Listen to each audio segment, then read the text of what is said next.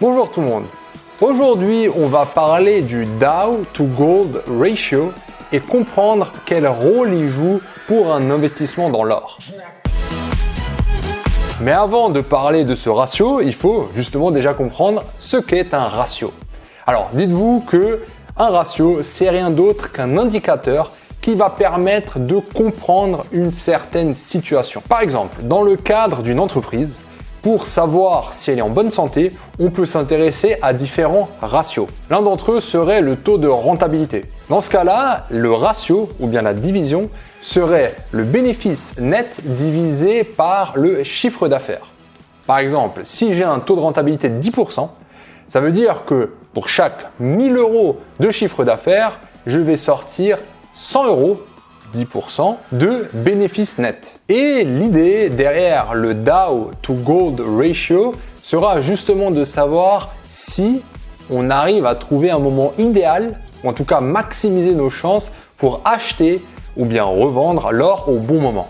Parce qu'on est d'accord qu'à la base, lorsqu'on investit, on veut acheter au plus bas pour pouvoir revendre au plus haut. Et ce ratio nous permet justement de comparer le Dow à l'or. Alors peut-être que vous ne savez pas tout ça, mais le Dow fait référence au Dow Jones, l'index qui regroupe les 30 entreprises les plus tradées au New York Stock Exchange, donc la bourse à New York, et le Nasdaq. Cet index, avec une petite recherche Google, on voit son évolution au cours des dernières années.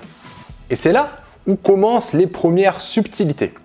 Alors ça s'applique en particulier à l'index, mais dites-vous aussi que tout ce que je suis en train de raconter là s'appliquerait à d'autres actions dans les bourses. Parce que cet index, au final, regroupe une trentaine d'entreprises pour vous donner un moyen ou un sentiment général de vers où va la bourse plutôt. Alors, lorsqu'on regarde un graphe, comme d'habitude, l'axe des abscisses, on va avoir le temps, on avance dans le temps, et on va avoir sur l'autre axe le prix en, et ça c'est très important, en dollars, ou bien euros, francs suisses, livres sterling, peu importe. Mais en tout cas, c'est en devise.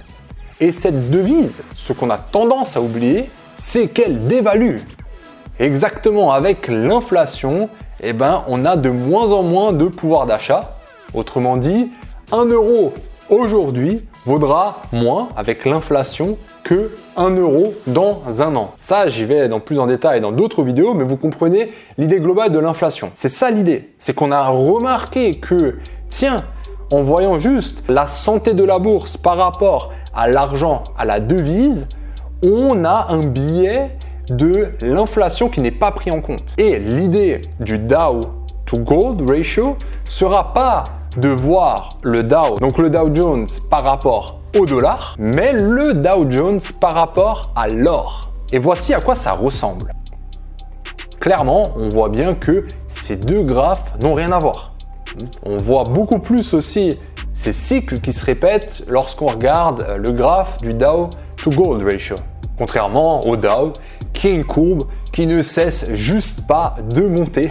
Forcément, là avec l'impression de l'argent, c'est bénéfique, on a des taux nuls, de l'argent à l'infini. Dans cette configuration, la croissance est infinie. Yallah. Jetons un petit coup d'œil au deuxième graphe, le Dow to Gold. Ce qu'il faut comprendre, c'est que quand le prix est au plus bas, marché divisé par or, donc si le taux est faible, ça veut dire que la partie en bas est élevée. Ça veut dire que l'or est plus fort par rapport au marché. Lorsque la valeur monte, ça veut dire que la bourse, les marchés deviennent plus grands par rapport à la valeur de l'or. Autrement dit, lorsqu'on est très haut, a priori, on a les actions qui seront surévaluées, et lorsqu'on est très bas, c'est l'or qui paraît surévalué. Donc nous, clairement, dans l'optique d'avoir un portefeuille diversifié entre l'or, les métaux précieux, les actions, éventuellement de l'immobilier, de la crypto-monnaie, peu importe, ce qu'on cherche, ça sera d'allouer, de rentrer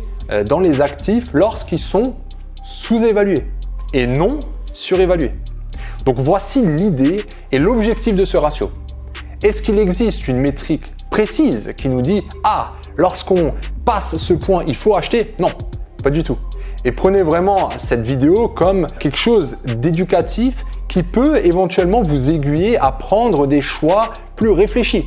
C'est très important. Un ratio, que ce soit pour une entreprise, pour un investissement, ne pourra jamais vous donner la vision globale et ne pourra jamais vous donner la décision à prendre. Sinon, ce serait trop simple, tout le monde ferait la même chose. Tout ceci ne sont que des aides.